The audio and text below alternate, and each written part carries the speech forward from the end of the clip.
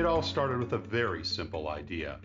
Tell the stories of how successful middle market CEOs made it to the corner office.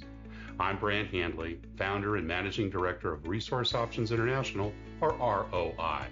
We're the USA's premier executive search firm focused exclusively on empowering middle market companies to attract, hire, and retain A players while transforming top executives' careers and lives. ROI's Into the Corner office is dedicated to discovering how middle market CEOs advance their career, and we're making these remarkable and sometimes quite unbelievable stories available to you for the very first time. Listen and learn about the challenges they've overcome, the interesting people they've met along the way, and the lessons learned that steered these executives' unique journey into a middle market corner office of their own. I know you enjoy these CEO stories as much as I've enjoyed recording them. So thank you for listening today. And if you like what you've heard, rate us on iTunes or wherever you get your podcasts. I'm looking forward to you joining me on the next great middle market CEO adventure into the corner office.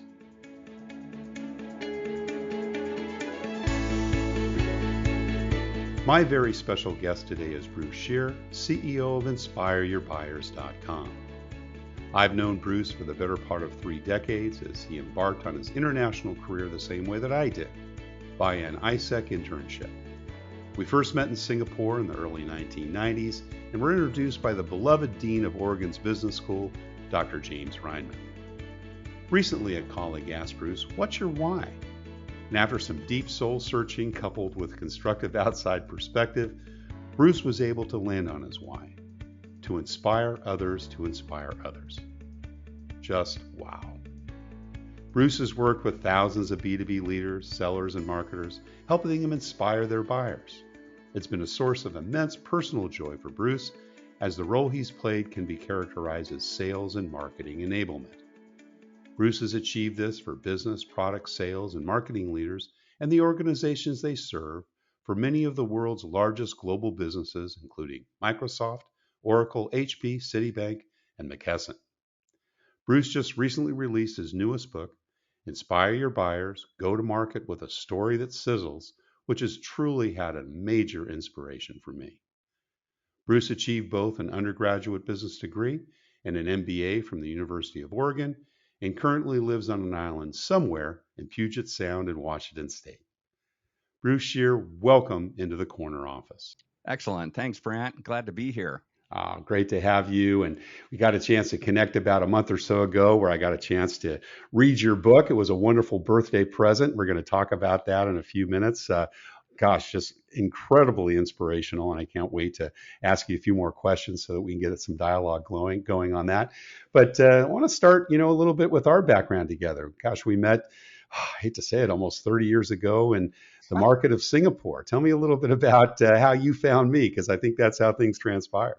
Oh, it totally transpired, and it shall not be forgotten for the rest of my life, Brant. But so Brant, I went to University of Oregon, like you, and I went there twice, undergrad and grad, and I befriended the dean of the business school.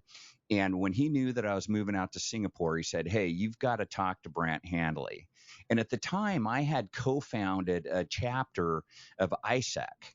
And it's an association that's global, designed to place students in foreign countries in internships, paid internships.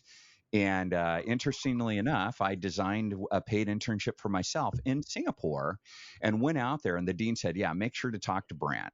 So I went out there, fresh, newly minted MBA, and gosh, I got this guy named Brant to meet up with. So I reached out to you, and you gracefully said, "Yeah, sure, Bruce, we can meet." And I was just enamored. You were the real deal. You were building out Disney consumer products across Asia Pacific, which I thought was just amazing. With your entrepreneurial spirit and just the fast track nature of that opportunity, you were just killing it.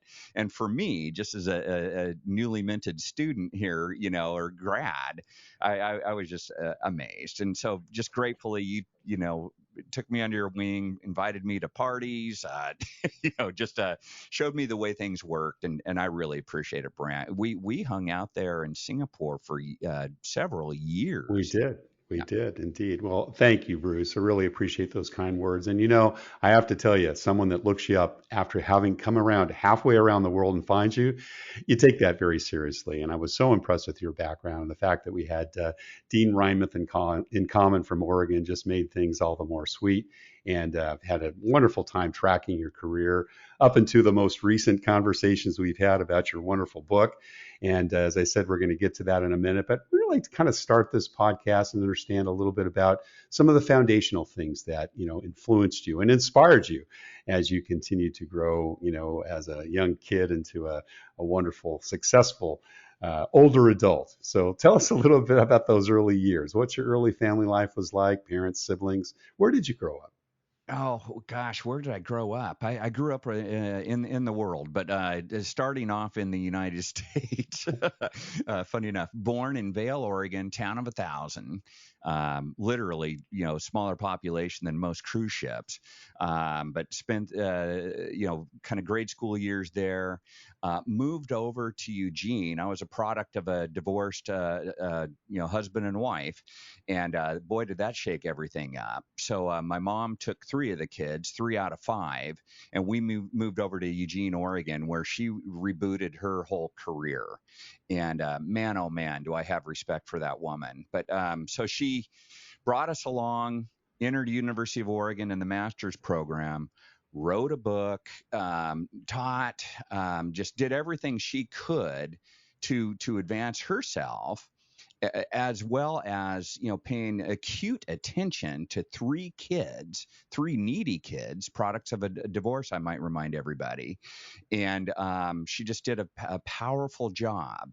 And so we lived in Eugene for a while. I went up to Albany, Oregon, where my mom truly invented a role for herself. She was the music supervisor for the school district of Albany, Oregon. And Wow. Brant, just a month ago, a former senator of Oregon, I had lunch with him, and he actually helped my mom land that position. It was, you know, he loved music, knew my mom loved music. She had a master's in music, and wanted kids to have that experience across the whole city of Albany, Oregon.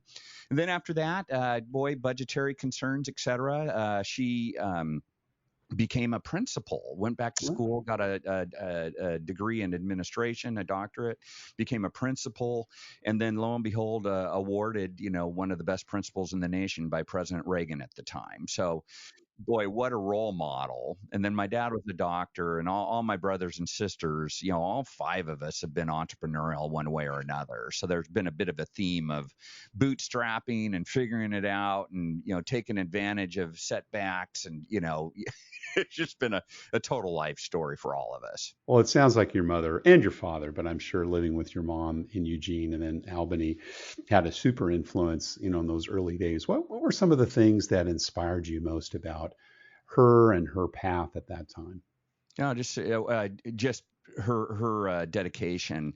Mm. And people have claimed this about me, Brant, but I guess the key word would be drive. You know, where she just managed, you know, on all different fronts, family. You know, she was president of Rotary. You know, just she was just out there, but intensely present wherever she was. So to me, she's probably one of the most inspiring leaders I've ever been associated with. Even after she retired, Brant, I go into her room and she's got a stack of books on leadership, and I'm like going, "Hey, Mom, you know, you're kind of retired." What's going on here? But she was just a lifelong learner, and you know, all into growth. And she definitely had kind of an outward mindset, meaning it wasn't all about her. You know, as a president or as a principal at the time, she used to say, "Hey, it's all about the kids," and that used to help get everybody into alignment, teachers and all the parents, all the other stakeholders. You know, her North Star was the kids, and you know, she really created alignment and unification around that. So just learned so much from her That's on that. awesome. Were you a pretty good student yourself in school, elementary, secondary, getting into high school? It might be, Brant, how you define good student. Um, How I would you grad, define it, Bruce? yeah, well, by the numbers, I graduated from Klamath Falls, Klamath Union High School with a 2.46. And Brant, I had to petition to get into University of Oregon at the time. I think I needed a 2.75. But it's kind of cute and funny. But I was good at extracurricular activities. I wasn't really good at doing homework and passing in assignments. On tests, I always scored well. But going through the rigor of school, not so good. Even as an undergrad, come back to MBA level once Bruce grew up. I was on the dean's list. Right. So I mean the intellect was there, but the passion for other things kind of took over in my early school days. What were some of those things you're most passionate about outside of school? Oh my goodness. Yeah, definitely partying, to be frank and honest. Women partying, just having a good time. My buddies, were intensely important to me, the relationships I had. But also I had a lovely time doing sports for the schools I was at. That was certainly enjoyable and was passionate about that. And then also I've always, my mom taught us all quite early, hey, you got to kind of pay your own way here. Life isn't just a cakewalk. So I pretty much always had some sort of a job or side hustle, my whole, from since I was probably, first grade. She was, having us deliver papers and everything else. Did some of those include, some entrepreneurial things other than paper route? What other types of things did you pursue? Yeah, entrepreneurially, this was pretty fun. Down in Southern Oregon, we had a business called Gelled Win, and the Win family, the Wents, gosh, he was kind of like a Rhine myth, not publicly out there, but just wealthy beyond means. And just through seriously smart business decisions. But I went to work for the head of international sales, and he was on the executive committee. I reached out to him. His name was Ken, and I just go, hey, I'm looking for some work. I was hoping you might need a sharp consultant to help you figure some things out. And he goes, yeah, Bruce, the Philippines. How do I sell more wooden doors into the Philippines? And just threw me on a little goose chase. It was super fun. And that's before, this realm of AI that you and I have talked about, et cetera. I had to do some hardcore research by picking up the phone and talking to people in the Philippines. Right. And the reception wasn't good. Hey, we don't need pre-manufactured doors. We make them by hand out here, buddy. And they're a hell of a lot nicer than the things you guys would be sending our direction. So I came back to him with a little bit of bad news, but it just things like that, Brent. I was always trying to figure out, angles. Also, funny enough, to consult and have side gigs versus the main thing. What were some of those or outside jobs you had? Well, this one in particular, I was really enjoyed. Even for Rhinemouth, at University of Oregon, I picked up a little side job for him, where I was the program coordinator for the Indonesian students that came to University of Oregon in a newly formed joint master's in business program. And so, gosh, I had a full budget, a Scooby-Doo bus that we could run around with on the weekend. And I made sure that these Indonesian students had some serious memories about coming to University of Oregon. I'm still friends with them today. That's awesome. Was it clear that you'd go to college? Did mom and dad have that expectation for you? Yeah, funny. Before the show, I was reflecting on that a little bit, Brant. My dad tried to talk me out of going to college. Really? He knew my party spirit and said, hey, Bruce, if I was you, or he didn't say Bruce, he said, son, if I was you, I would head over to Maui. I'd get a job in a restaurant or a bar at Lahaina and just party your brains out and just have the time of your life. If I was in your shoes, that's what I'd be doing right now. And sadly, Brant, kind of wished I would have listened to him. But Was his expectation you'd get it out of your system, Bruce? yeah, totally. But here's my comeback, Brant, that you'll probably enjoy knowing that we share U of O together. I said, Dad, why would I go to Lahaina and party my brains out when I can do the same thing at University of Oregon? And at And the time, indeed. Brant, it was Playboy's top 10 party school in the nation. So, and very deservingly so. So, I literally started my party educational experience at U of O, and with no regrets. But Brant, I knew I was going to U of O. Even when I was going to grade school, I finished grade school in Eugene.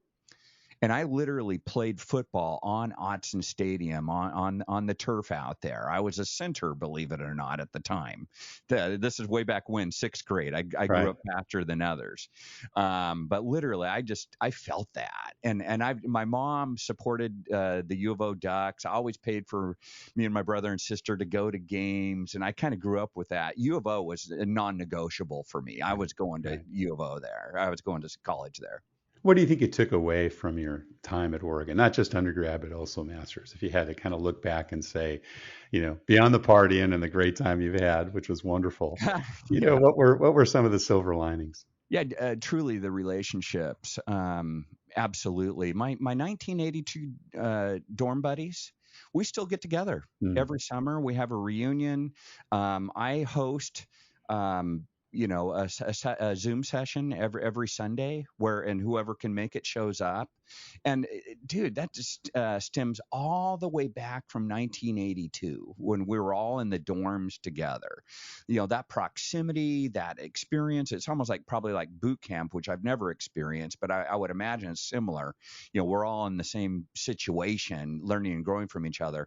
And I had the beautiful opportunity of doing that twice, both as an undergrad and also as a grad student back to U of O with all the MBA students coming in. I'm still in touch with them as well, Brent, after all these years. So they're in touch from a business standpoint, from a social standpoint, number of different dimensions. So That's so that's terrific. what I appreciate. And I appreciate those relationships in my life anyways. Now, did you work in between undergraduate and your MBA, or did you do I them back did. to back? Yeah. Yeah. Yeah. Somebody, I think one of my mentors, professors at U of O had said to me, "Hey, get out of here. Don't keep going to school." Because at the time they had a 401 program where you could go to school for 4 years and you could add a year and have your MBA. But he said, "No, don't do it. Don't be tempted. Go work." And then come back to the MBA program. You'll have way more you'll learn more because you'll bring in all the mistakes that you made in the past, and you'll have basic level understanding, something to build upon versus just studying textbooks and going through emotion. And I'm really glad he gave me that advice. It was powerful. So I did work for a couple of years up in Seattle. Again, back to my theme, my career choice of consulting. I was consulting up here for radio stations and doing a lot of the research work for radio stations at the time before heading back to U of O. Got it. So that was your first job out Yeah. out of Hmm. undergrad. Did you have some leadership responsibilities? Were you more of an individual contributor in those first jobs? Yeah, first job was more individual contributor within a team doing that type of work. But it was interesting.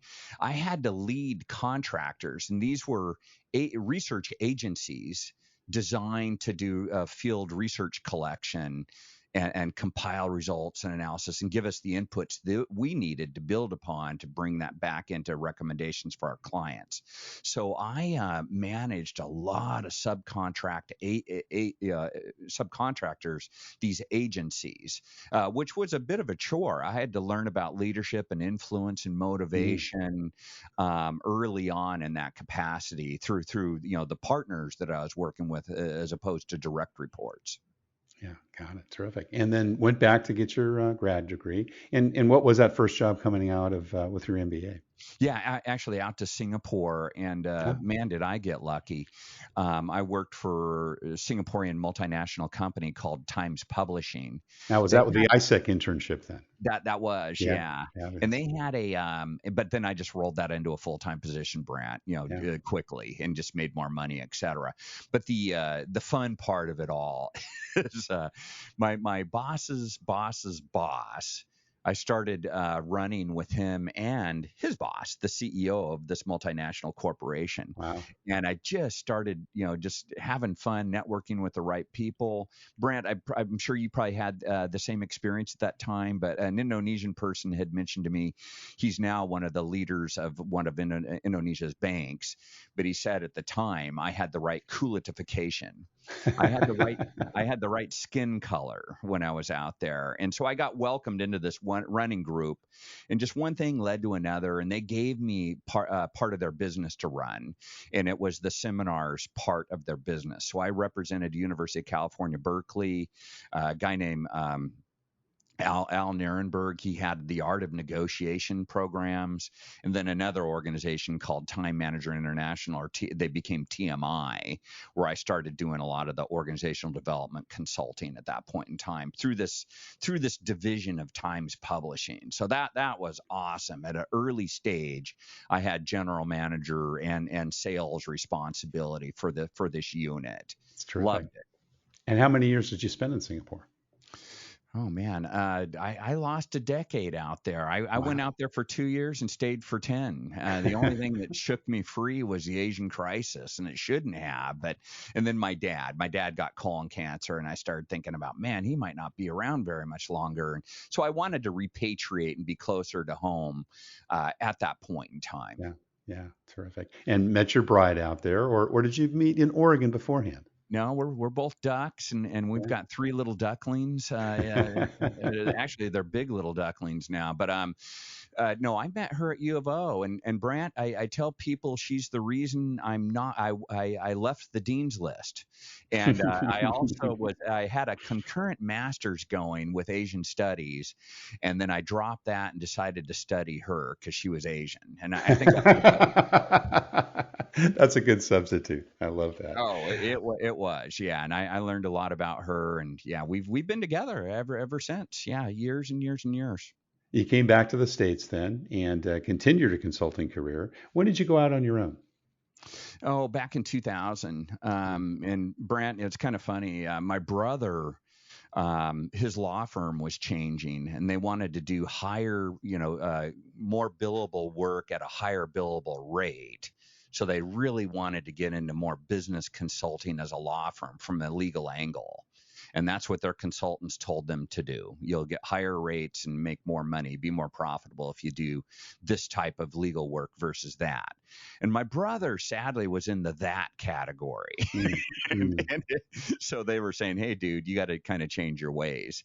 And at the time, he decided, there's a hell of a lot of money in the way I'm doing things right now. So he started to talk to me about going out on his own and starting his own firm. And I was giving him all this advice, and it just really hit me kind of hard. I'm like going, why in the hell am I not out on my own? I'm giving all this advice to him on how to do it. I got to, follow my own advice. And then I did. I got the courage up and did the same thing he did, literally the same year, Brant. And so ever since then, we both had our own businesses. That's awesome. And how did you start? Were you consulting in more the strategy area? Did you go right into sales and business development?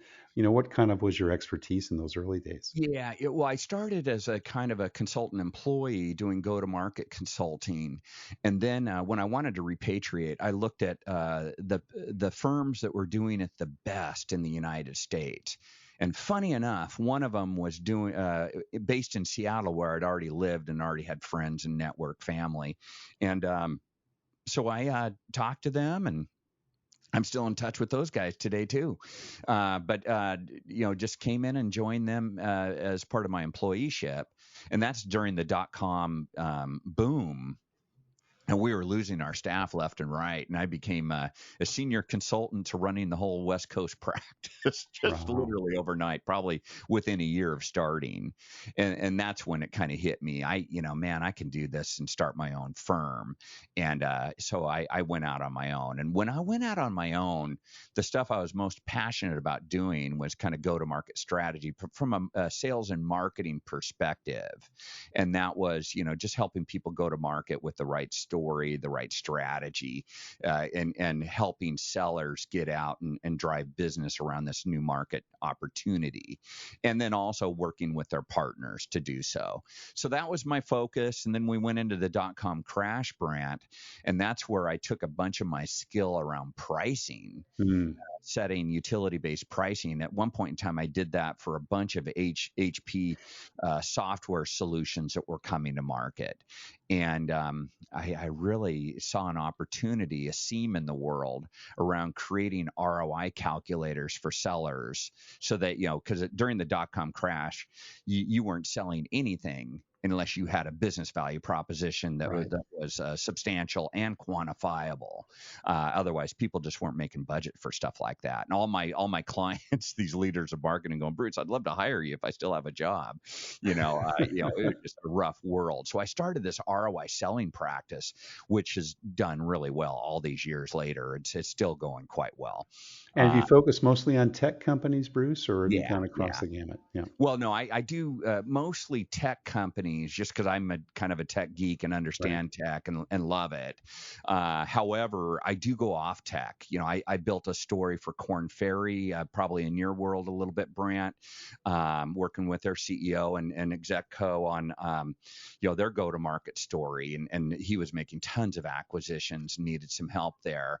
Bank of the West, I've done work there. So I do go off tech, and I even do pro bono work as well, Brant, that would be off tech. A lot of the principles and deliverables that my firm creates, go cross vertical, but our strike zone's really tech because that's probably where they need us the most. Right, right. Cool. Well, I'd love to now talk about your book. You were so kind, and everybody kind of gets the LinkedIn message when the birthdays come up, and I have to tell you how many happy birthdays I get from people I have no idea who they are. Oh boy. But you did something very unique this last year, and it was so wonderful. Not only did you send me happy birthday, you sent me your book. Inspire Your Buyers, Go to Market with a Story That Sizzles. And I happened to receive it and had it forwarded to me, not from just Santa Barbara, but Santa Barbara to Connecticut, then to France, where I happened to be Oh during the gosh. summer. And I received it on the day I was going into a doctor's office. As one does, one waits for a while. And I literally read the book in one sitting. And I was so excited because for the first time, I read a go to market book that wasn't about screaming out to the world, what your advantage is. It's about really understanding your client's problems and leading with that. How did you come to that, Bruce? Because it's, not a strategy that a lot of people really understand. Oh boy, so this really builds upon my career, but I started, in 2000. I was doing, positioning and messaging for all the Microsoft products and solutions across the education sector. I just, again, I found a seam, where they, all the product marketing people at Microsoft and brand marketing, et cetera, they were doing a great job creating broad messaging, but they weren't doing a great job at doing vertical specific. And that's where I just found an opportunity. Hey, we need to recalibrate how we speak to the education market because, they're not commercial, they're not corporate, they're education, they're, not for profit. And, so anyways, they allowed me to come in. I did that for a few years. Hewlett Packard, again, got lucky with doing a lot of client work, a lot of positioning and messaging across their whole consulting and integration division. Every single practice area, they allowed me to do that. So I just learned a ton. And then Microsoft and HP had a lot of go-to-market partners, large system integrators, and that also created a need for new messaging, a new story. So I'd work with Microsoft and CSC at the time. They're now called DXC. Microsoft and Unisys, just different partnerships and helping these partners go to market together. So that book is really a culmination of a lot of my work. And it just kind of hit me that, most organizations, they go to market, but they don't have a narrative. Right. And now there's a term for it. There wasn't at the time when I was doing it, but they call it a strategic narrative. It's not a once upon a time story. It's just kind of what is our story? What are we all about? But what I learned is you don't show up and talk about yourself, which most do. Right. Brant, just the other day, a founder of a startup reached out to me. I've got CEO as part of my title, so I'm kind of a target for all these guys. But he reaches out on LinkedIn going, Bruce, you're going to be so excited. I can't wait to show you what we've built. When can we schedule a demo? And, for me mentally, I process that with one word, never. You know, So I'm not true. I'm not spending my time so he can kind of, show me something shiny and new that Right. he fell in love with. Sounds like a business prospect for you, probably more than anything else. No, totally, totally. Yeah, yeah, yeah. But so a lot of people they kind of hear what I have to say and go, wow, that's not that insightful. And my quip back is, yeah, it's deceptively simple, but it's mastered by few, and I rarely see it out in the wild. Hmm. Fully agree. Fully agree. I have it so often with my client base too, and I ask them about, kind of their go-to-market strategy and who they are, and so proud of all the things they do. And, they're suffering because they either can't keep people or they're not growing in the way they do. And I'm going to start inspiring, giving this book to many of my future CEO clients because it's just got so many good, you know, uh, recommendations and just a different way of thinking about how to go about, going out there. And it's just not about talking about yourself. It's really understanding what the problem is with your clients. It's funny, Brent. No, I'm glad that you want to share it with CEOs. I just did with one last week, and we signed a contract together yesterday. But one of my Congratulations. ambitions was, hey, I want to package a lot of what I've got because very often, entrepreneurs will reach out to me and find out about me, or old UVO alums, and they show up, and when they hear my price tag, they're gulp, and then they think about robbing their kids college fund to try to hire me. But I created the book as kind of a standalone asset for folks, because it's got a lot of wisdom. It's got the right questions to ask to help formulate, truly what is your story that'll sizzle. And I just sent it to a CEO last week. He read it over the weekend. We met on Tuesday, signed contract yesterday, and it's kind of fun because he knows what it's all about, the importance of it, and knows what we're going to be doing together and figuring this out and getting a story that sizzles. And so it's all working. It's really beautiful. Do you want, if you had to kind of just give us the quick 2-minute pitch on what you think the best benefit is for this book? Who is it targeted for? Who can it help the most? Yeah, the problem, I'll just follow my own model, Brant. There's 5 key components of my model. It's target the right buyers. Everything starts there because that's where your story begins. With that buyer.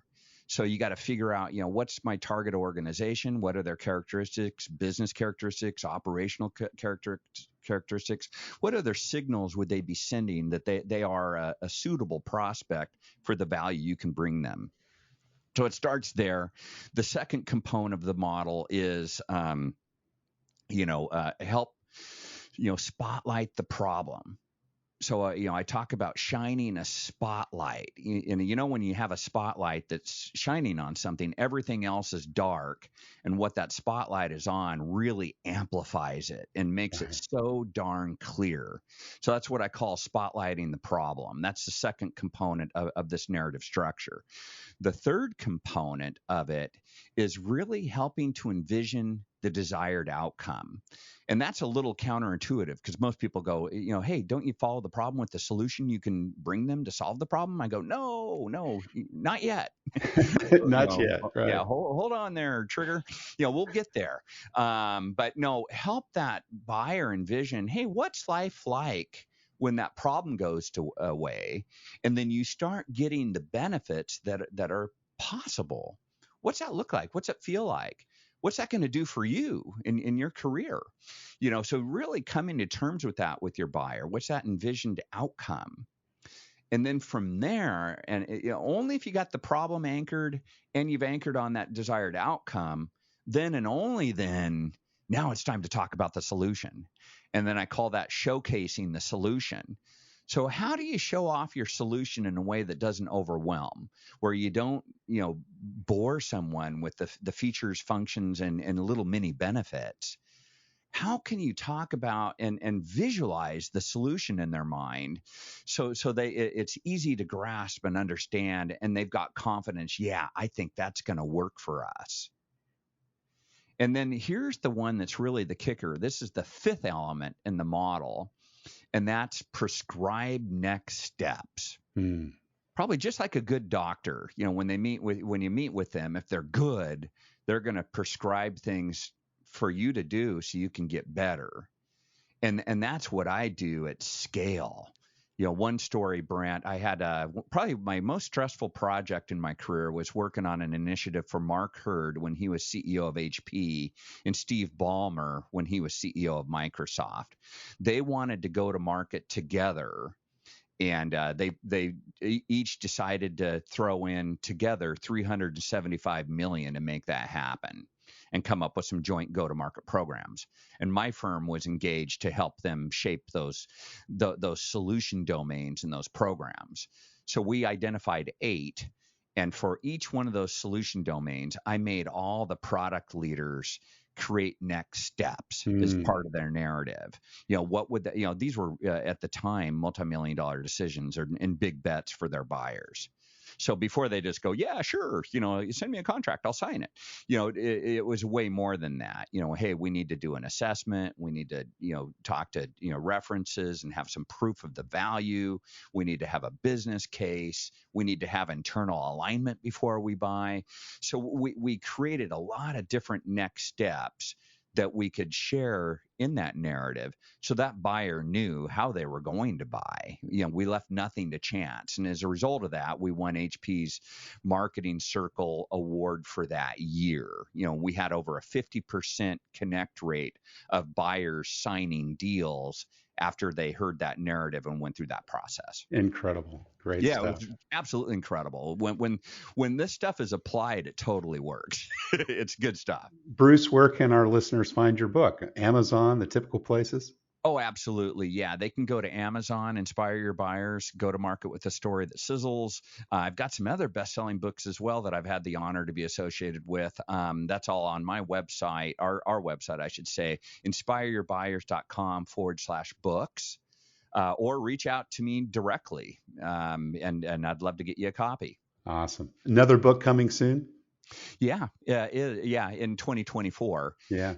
Inspire Your Buyers go to market with a sales conversation that sizzles.